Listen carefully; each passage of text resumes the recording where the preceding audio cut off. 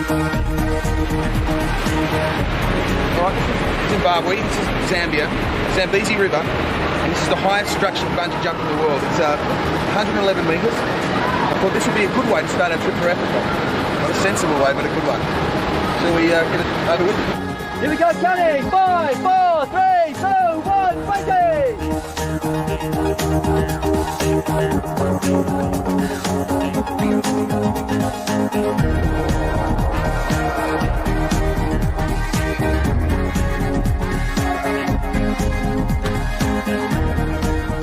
Zimbabwe, Botswana and Namibia stretch in a band across the southern peninsula of Africa. My journey starts at Victoria Falls in Zimbabwe, then I head west visiting Botswana's national parks. In Namibia, I travel to the coastal town of Swakopmund, north to remote Ovambaland and south through the desert, finishing my journey at Lüderitz.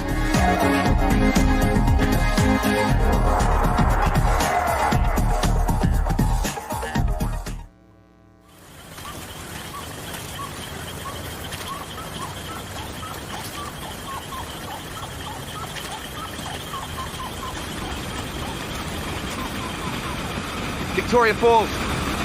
You can imagine how Livingstone felt, first white man ever to see it.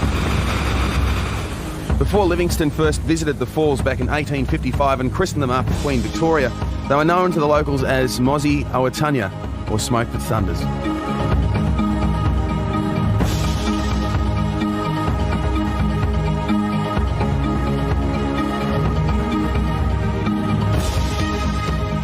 The falls are nearly a mile across and drop approximately 400 feet into the Zambezi Gorge. The best way to see them has got to be from the air. The Flight of the Angels costs about $50 and that'll get you a 15-minute flight.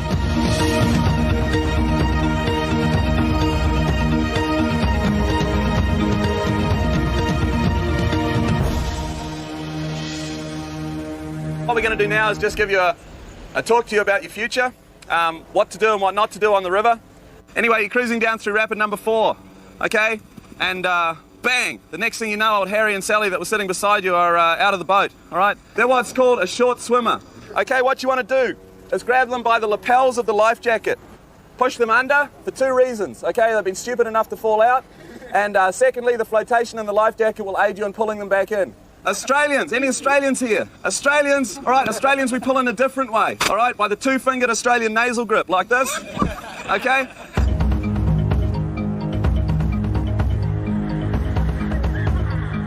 The Zambezi River Rapids are some of the most exciting in the world. They rate a number 5 grade for difficulty. 6, well, that's considered too dangerous to raft.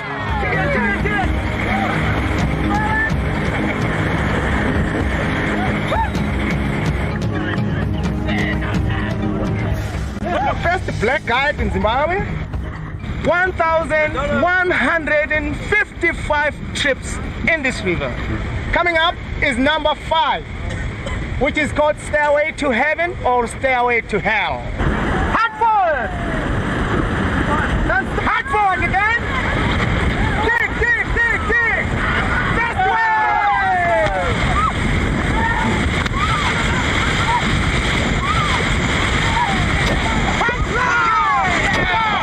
Okay! Yeah!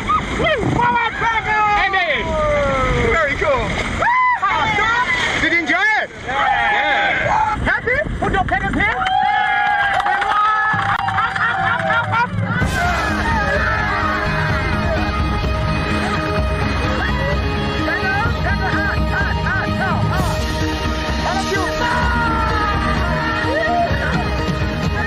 All the other rafts in our group flipped at some point in the day, some victims of the Terminator, others flushed into the devil's toilet bowl. The last rapid, the big daddy of them all, is simply entitled Number 18. This is the first way!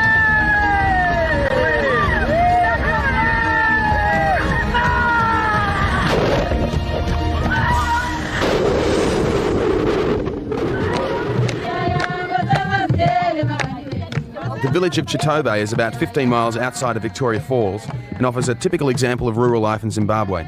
The people here, like 80% of the country's population, depend on agriculture for an income. Nanela Moyo was born here.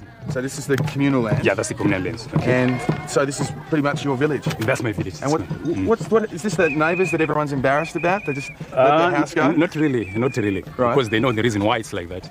Yeah. So no one is embarrassed about that, okay. Okay. Yeah. We had a family like that called the Humphreys who lived next door to us. Okay. They never cut their lawns. Okay. It was terribly embarrassing. Yeah. Hi. Now how do I say hello? Yeah, it's just say hello. Salubonani. Salubonani? Yeah, Salubonani. Salubonani? Yeah. There you go. These are the villagers actually. How do I say goodbye? Goodbye. Yeah. Salani Gute. What? Salani Gute. Salani Gute. The village is celebrating the coming of the rainy season. Drought is a serious worry to all Zimbabweans, so last night's rain is really something to get excited about.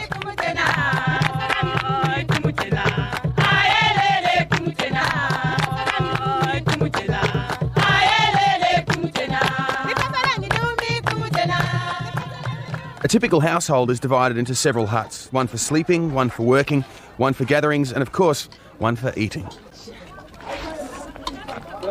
A typical meal is mapani worms. The worms are collected from the local mapani tree. The recipe seems easy enough. Gently boil the worms, stir in a few globs of peanut butter, simmer for 15 minutes or so, and presto. They don't look very nice, really, do they? No, they look very nice to me. I don't know. They look good to you? Yeah, they look good to me. I don't know how they taste actually, but... You must come to my country and have a meat pie. A meat pie? Meat pie.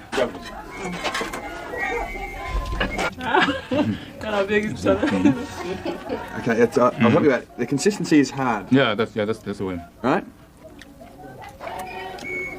Yeah, you have to chew it. You got to chew it. Very chewy. It's good, isn't it? Very good. Seriously, it's all right. Yeah. I'm no Action Jackson here, and that's okay. I'm going to take this recipe home and make millions, I'm sure. Oh, okay.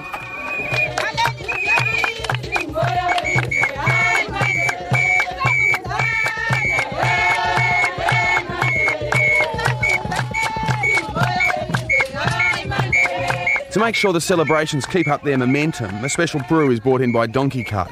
It's a cheap and very popular alcoholic drink made from sorghum and other local ingredients, and it packs a very deceptive punch. Yes. This is a bit of an occasion for me. As you can see, I found the fellas and I found the shake. Shake is like, I'm told, the local sort of beer. Shake's beer? Beer? Yeah. Okay, so there's two ways. Try this one? Not this one. You can have it out of a can, obviously. Or, this is the depth charger. Or you can have it out of the pumpkin. This is the traditional way. Yeah? The same? This one's better? Yeah. I'll try this one. Okay? So shake. Cheers. He's looking up your old address. Yeah. How's it? What about drunk? How do you say drunk? Drunk, unata. Yeah. Unata. You get drunk on this? Yeah. Ah, nice. My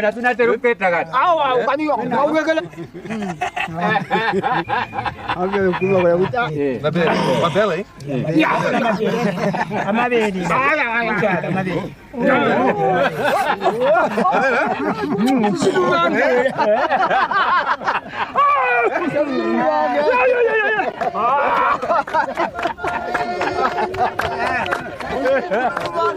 This is a flirtation ritual involving a man, a woman and a tie. The object is to take possession of the tie with your teeth.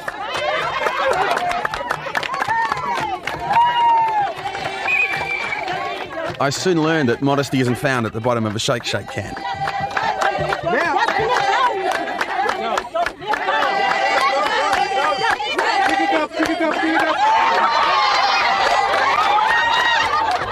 Man, I was that close.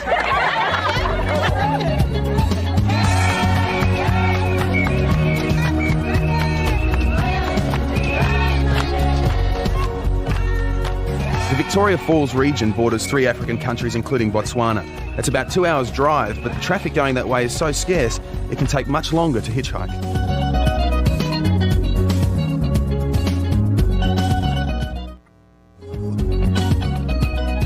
I'm heading to Kasane, just outside the Chobe National Park, which contains Botswana's most dense and varied game populations.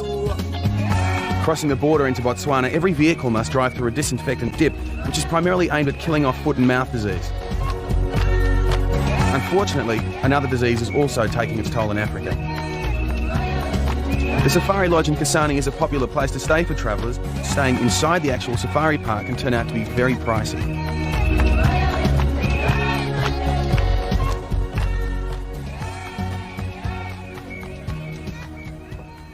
All right, I won't lie to you. Going on safari is a very expensive exercise. Now, probably if you're on a budget, the best way to do it is self-drive camping, and the next cheapest way is one of these. It's called a Rondavel. We're right outside the Chobe National Park, so you're close to the animals, hippos and elephants and lions. It's relatively inexpensive. It's clean. It's cool in the heat of the day, and it's got its own barbecue and a river where I'm told we could catch a bream the size of my arm. Let's try that on.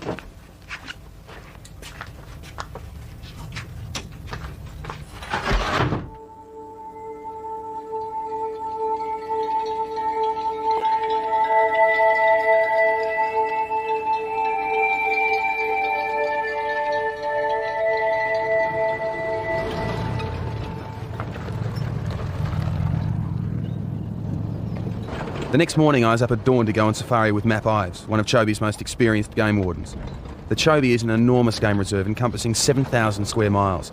It is centred around the Chobe River, which is a focal point for most of the animals. The list of animals you can see here is huge, from 18 different species of antelope to what game hunters call the Big Five: leopard, buffalo, elephant, rhino and lion. Lions are just like people, really. You have lions with different characters. You get some lions damn cheeky. And you get a cheeky lion and he's standing over there, now you stand over here. You have to look at the situation. If he's nice and fat and well fed, you've got a chance that that lion's not going to give you too hard a time. But in other circumstances, that lion at 50 yards, 50 meters, whatever language you speak, he'll warn you. He'll start up like a motorcycle engine. I think this is close enough. So you're at the campsite and you're, it's just turned dark. You find a lion there. What would you do? Would you run? Would you stand still or...? There is no way I run from a lion. And I base it on something quite simple, observing in the bush. Have you ever seen a lion jump on the front of an animal, i.e. on the face from the front? Yeah, they don't do that. Back. They get the animal running and they pull it down or they jump on its back. So you run away from a lion, now you present him with the position he's used to. Yeah. The lion will assume the position. If he has any intent, they tend to actually be afraid of people. Right. There's, I think, somewhere in the smell of man is something terribly aggressive, which after all we are the most aggressive creature on earth. Sorry, what's that? Buffalo. No, that would have been a lion kill? It looks to me to be lion kill, yeah. It's a bit whiffy. Sure. It's really on the nose, isn't it? Be lying in the sun, and the maggots and things have worked it over and the meat's got a little rotten.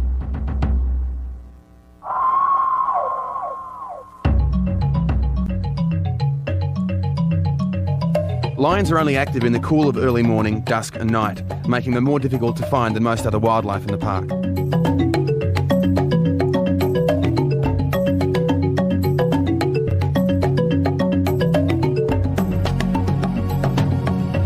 But the Chobe is most famous for its elephant population. An estimated 75,000 live here in herds of up to 500.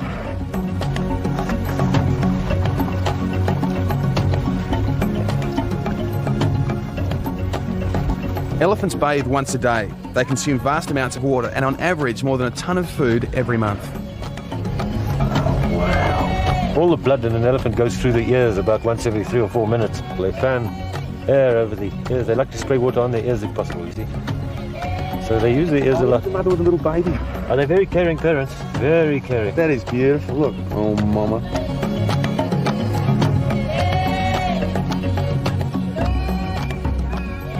Matt took me further down the river to see a family of hippos. The Chobe River also has one of the largest hippo populations in southern Africa. Hippos spend most of their day submerged. Pretty relaxed. Okay, these guys are just taking it easy here. They overheat very easy, they're very, very fat. And so that's why the hippos just stay in the water? Mostly, yeah, they've got to keep cool. Plus, of course, they stay in the water because their skins can get sunburnt. Really? They can get sunburnt, yeah, so they keep the skin lubricated with water. Are they dangerous at all? Yeah, very dangerous. There's a number of dangerous species, but these things wipe out or kill and injure more people than anything else in Africa. And it's mostly because people come into contact with them more. People navigate with canoes, people fish, and these things will come up and bash a canoe from underneath, throw the guy out. And they don't eat meat, but they just bite him once, just once. And if they're on the land, and you walk between them and the water, they'll often charge out the bush, and that's where they quite often kill people. Right. They come running out the bush, and they'll defend that. But when they're in the water, they'll only defend the water territory. They won't bother with things on the land. So they feel safer in the water. That's their refuge. Okay.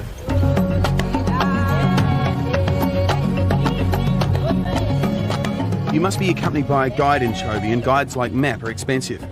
As evening approached, we were back on the lion trail. Okay, what I've picked up here is I was driving down, I saw a couple of trucks crossing the road. They caught my attention simply because I've got an idea of the weather in the last couple of days. The day before yesterday it rained quite heavily.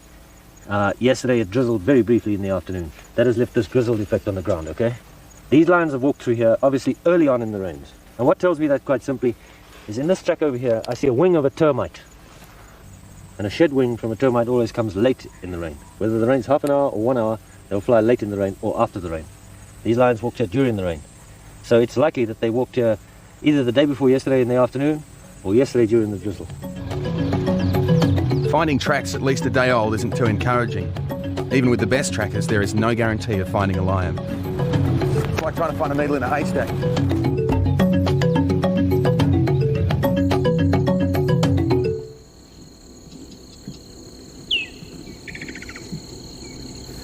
Well, we had no lions today, but it doesn't matter.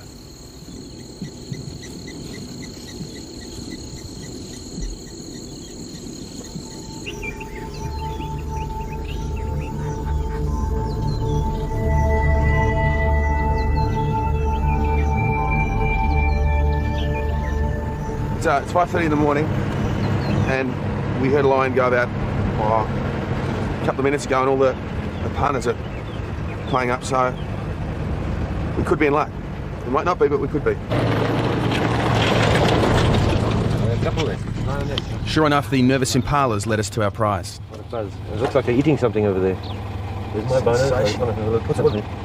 So that's There's a lioness with a couple of just over a year-old cubs.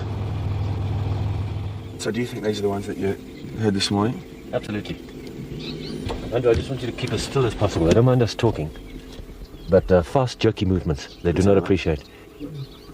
I think it's got the head of a young buffalo. And it's a cub eating. So one has to assume there's other lions about here somewhere, because the rest of the buffalo would have been eaten to let the cub walk away with their head and literally play with it like it is now. Means the rest of the lions are satisfied. And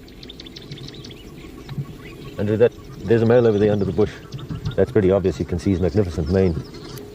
And you know that he's a mature male when the mane's actually in front of the ears. The immature males have a mane that sort of spreads out behind their ears before getting in front. It's full on. I can't believe we've actually found a lion. Full on.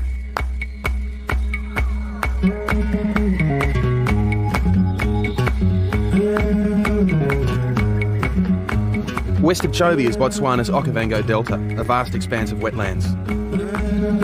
The heart of the Okavango is only reachable by light aircraft. Thanks to the discovery of diamonds in the south, the Botswanan pula is believed to be the strongest currency in Africa. This tends to make travelling expensive anywhere in Botswana, particularly to remote national parks. From the airport, I headed for one of the cheaper camps using the only transport available. Morning, Mr. Ebbs. Good morning, hi. Hi. G'day, Katie. Hi. How are you? Hi. Start this here? Yeah.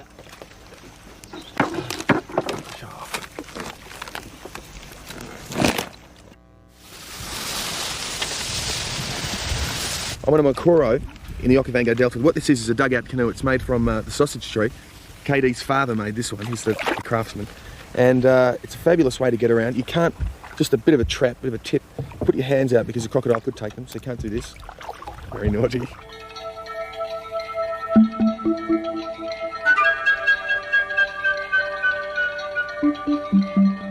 Described as the river which never finds the sea, the Okavango disappears into an 8,000-mile maze of lagoons, channels and islands. The delta is best known for its spectacular variety of bird life. The Makoro is the only way to get to most areas of the delta, and a good polar like KD will know his way around most of it, and act as guide for the duration of your stay. Tell me about the crocodiles. Are they dangerous here? Yeah, they're dangerous, but not many times because always crocodile. When you see the Makoro, it's run away. Does anyone ever died? Yes, the croc is very dangerous from 4 o'clock down to 12 o'clock midnight. Is that when they feed? Yeah. Is this the only way around the Okavango? Yeah. You can't drive anywhere, or? Myself, I didn't drive the car in my life. You've never driven a car? No, I only learned this. KD, you don't know what it's like to have 8 cylinders throbbing underneath you. Because is this what you're saying? Yes, I like Makoro, one car. It's very quiet. Not many dangerous, not many puncher, not many. The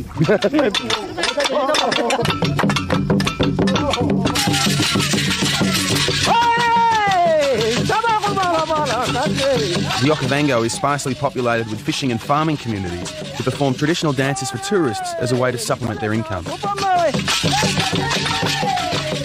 Here the dancer works himself into a trance as a way to honour the spirit world.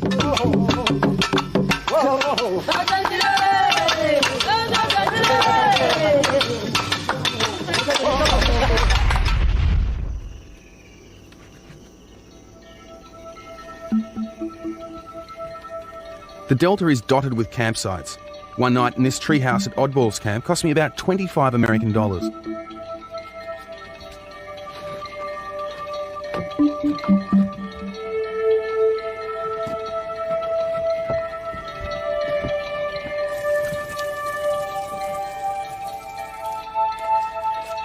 Okavango contains one of the few game parks in Africa where you can still view animals on foot. Guides like KD with their local knowledge are invaluable. KD, I've seen a lot of these things. What are they? This is a termite mound. Yeah? Do the termites live here? No, it's only snake use it. Snakes use it now? Yes. Thanks for walking me past it, KD. I've only got whackers on, you know. Zebra and especially giraffe are very shy animals. It's best to approach them cautiously through the cover of the bush. Let's see. See some giraffes over there. And zebras over there. Oh, yeah. The zebras usually graze in open plains so that they can see any approaching danger. This group clocked us in no time. There are 8 zebras. Oh, yeah, there's 3. Gee, they're amazingly coloured, aren't they? Yeah. This giraffe is female. They tend to be shorter than the males and lighter in colour. Giraffes are vegetarian by nature, but will sometimes nibble on dry animal bones for the minerals. Is it true Yeah. that the giraffe is the supermodel of the bush? Yes. It is big and tall and stupid. Yes. Yes.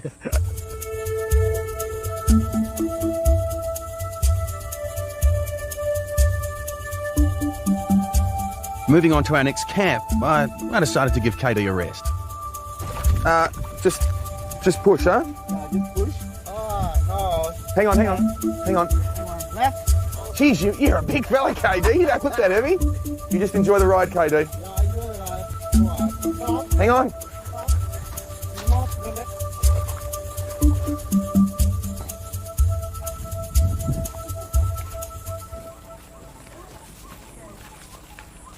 The cheapest way to stay in the Delta is in tented campsites using your own equipment.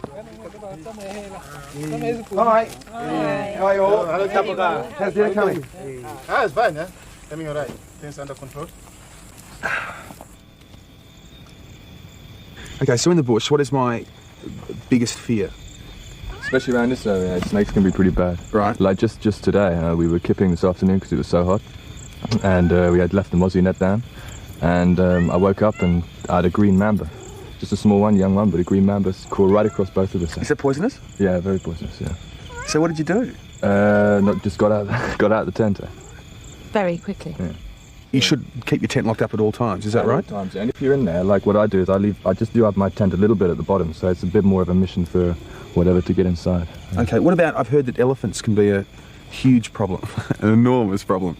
I've heard that they can push down, well they do, factually push down trees, Yeah. and so they could really push one onto your tent. You just got to not put your tent underneath a big tree. palm tree. They come for the palm trees, they come for the palm nuts. To eat the palm nuts. What about the baboons? Baboons are a problem with food and No, things like baboons, that. you must just keep your campsite clean. You must keep your camp very clean. You mustn't leave dirty pots and pans out. You mustn't leave food accessible for them. And you must run a clean camp, and the baboons aren't a problem. So they're really scavengers, aren't they? No. They're opportunists.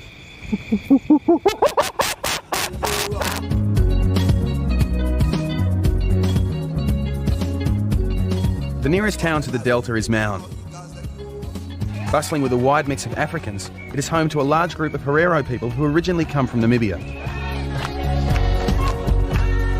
The Herero women still wear the Victorian-style dresses forced on them by British German missionaries in the 1800s. They found their tradition of toplessness too much to handle. The women are famous for their tradition of doll making. The dolls are considered to be symbols of love.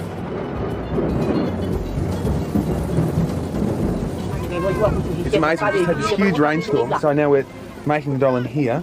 It's been about 2 hours. She's gorgeous. She's married. If it's like that, it means she's married. So when A married woman usually hides her face. Oh, okay. Oh, like this? This is married. Oh, I see, okay. Oh, so this is my married doll. Yeah. Thank you very... Dange. Dange. Thank you very much. She's beautiful. One dress. Two dress. Tickle her under there! No, I was kidding. Just kidding.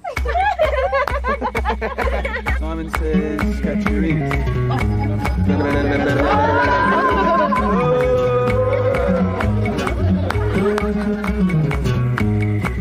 Flying west from Maun, we cross into Namibia, one of Africa's newest countries. After landing in the capital, Windhoek, I'll take a bus to the coastal town of Swakopmund. Excuse me, is this where I get the Swakopmund bus?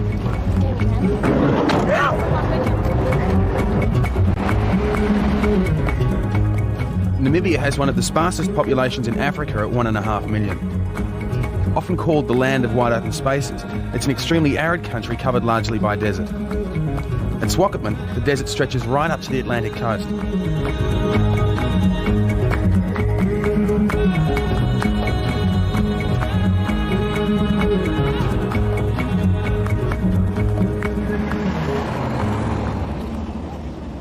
Swakopmund was built in the 1890s by German colonialists and retains a distinctly German air to this day.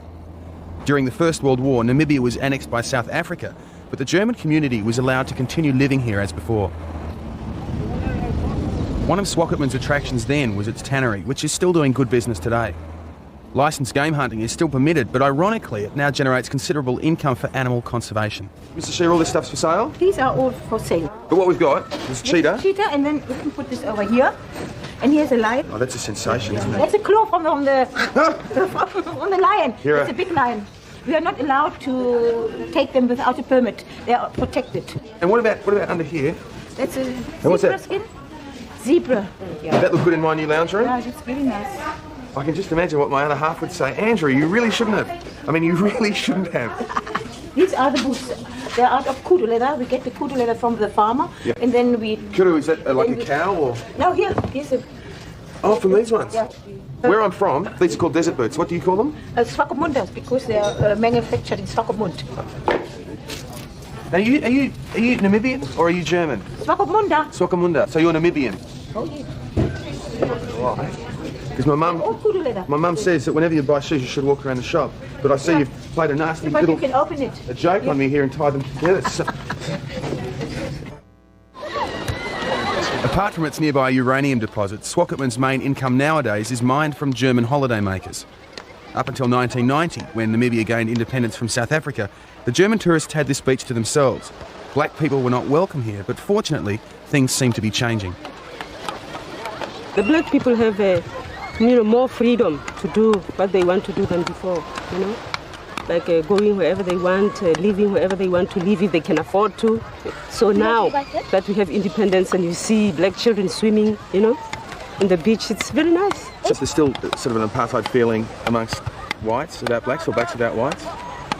Yeah, mostly amongst the whites. I mean, if you discuss it with them, they will tell you that they are Africans too, because sometimes we get upset and said, if you still have this apartheid attitude, then go back to your own country. Then they said, well... Who, you say that or they say that? We say that about the whites, then they will tell you they are Africans too. But all I can say is that they are Africans with an attitude, maybe a bad attitude, because of course they cannot go anywhere since they were born here, but they still have that apartheid bad attitude. In the far north of Namibia, beyond the desolate Skeleton Coast, is an isolated region known as Ovambaland. Some tribes here have never even seen white people.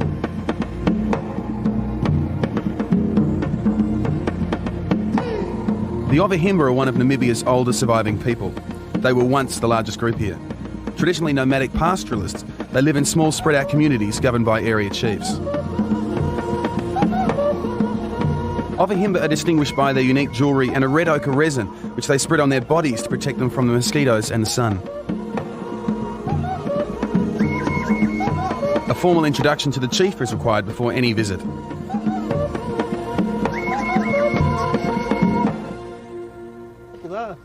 The Ovahimba phrasebook is yet to be invented, so finding two interpreters to translate from Ovahimba to Afrikaans to English is essential. Just say Urinawa. Urinawa? Urinawa? Yeah, Urinawa? So what I'd like to know is what, so the head man and everyone else thinks of us whiteys coming in to their village.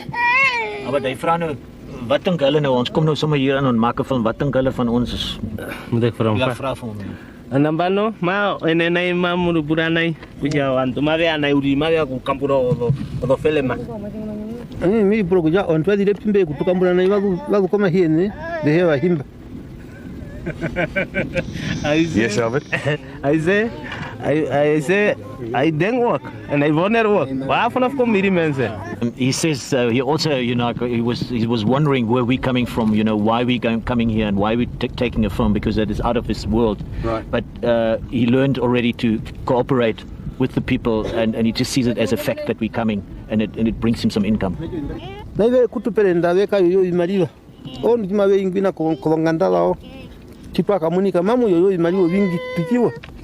What he is saying is he knows that we're coming from very far, you're coming from very far to see them, but he also knows that you're making a lot of money with that film. Okay, you're right. Yeah, you're right. Well, I'm not. They are.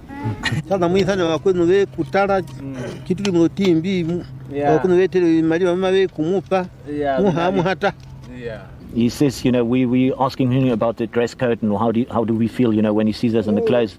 But ages ago, he knows that our forefathers were walking around the same than they were walking around, Bingo.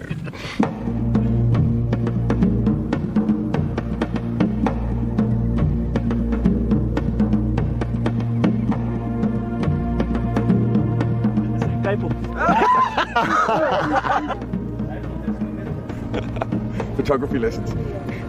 There's a little square.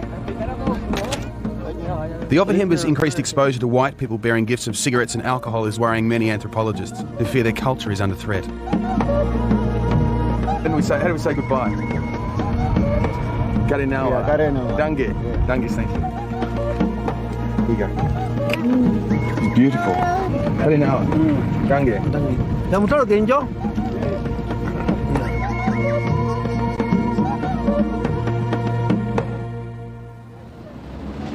Back in civilization. Okay, Damien, Albert, hi Gretchen. In Swakopmund, dune buggies are a popular way of getting around, particularly among South African tourists like the group giving me a lift.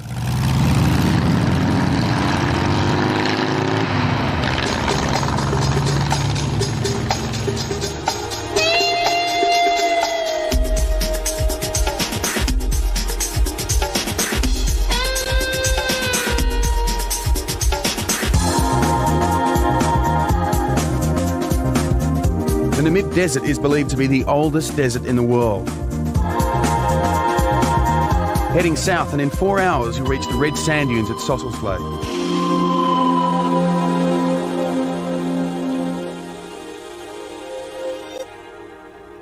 If you get this far, you can always try sand surfing the dunes. This is the dead flat. I'm halfway there and I am halfway there. And beyond it, we're gonna see if we can light this thing up. Hope I can stand up after this.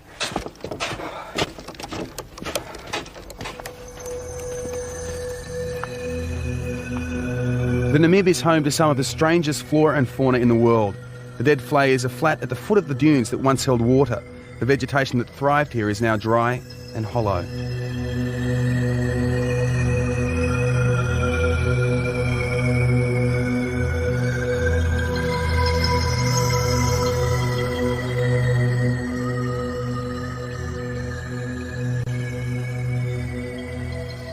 These are some of the highest dunes in the world, reaching over 1,000 feet. The highest sand dunes in the world, and I'm on Jacito, baby.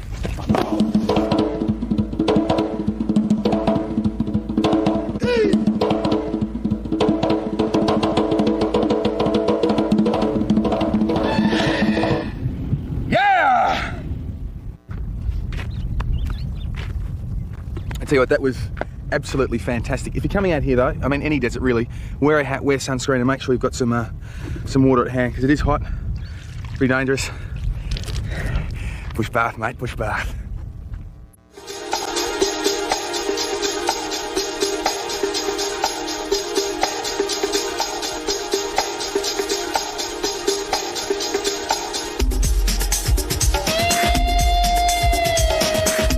The last leg of my journey takes me out of the desert south to the spectacular Fish River Canyon, then back towards the coast.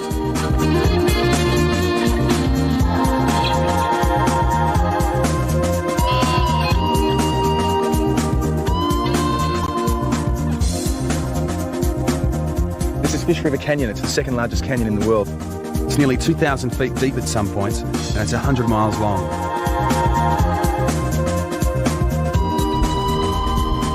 As you can see by the sign, this here is Diamond Area. We're about to go right on into it. Now, it says don't go off either side of the road. That's because there are diamonds there. Heed this warning. People have been shot for doing so. If someone tries to sell you a diamond, a raw one, don't buy it because it's highly illegal. If you find one, give it to the police.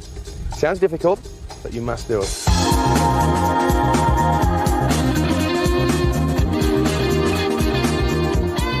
Founded in the late 1800s, Lüderitz was the first German settlement in what used to be called Southwest Africa.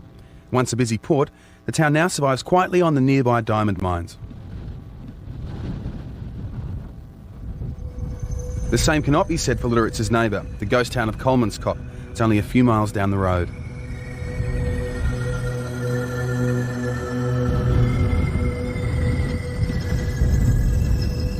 At the turn of the century, Kolmanskop was a thriving mining town complete with a casino, Skittles Hall, theatre and hospital containing one of the first operational X-ray machines in the world. With the discovery of richer diamond deposits elsewhere after the First World War, the townspeople promptly moved on and the desert moved in. Yolanda, my guide, was born in the area and regularly gives tours of the town.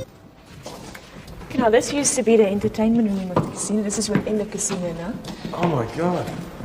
Yeah, this used to be the gymnasium. So you've got a gym, sorry to make it obvious, a gym inside the casino. Yeah. But why didn't anyone just bother to take any of this stuff? I mean, how long has it been sitting here dormant? Well, this is about 60 years now. When the people moved out of here to go to the Orange River, they just left their furniture. You see, it's 340 kilometers across the desert. Yeah. So they just closed the doors, closed the curtains, pick up the kids and moved on. Okay, now this was a skittle alley. If you run out of money, you could actually take your diamonds, which you've picked up, and they would weigh that up for you. And then for a certain weight, you can get a certain credit. And then you can just pay and drink. Drink your diamonds away? Yeah, that's true. I bet you your car, I can get one down.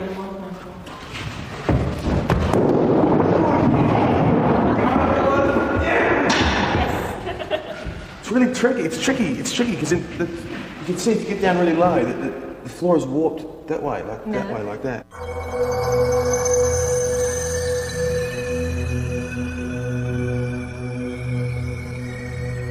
Come sundown, the town is strictly off limits.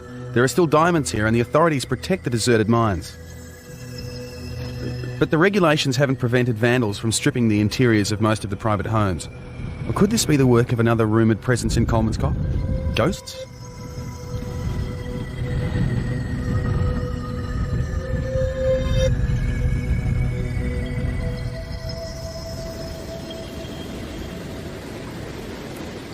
The coast around Lüderitz is rocky and windswept by Antarctic currents, making it an unexpected haven for both penguins and seals.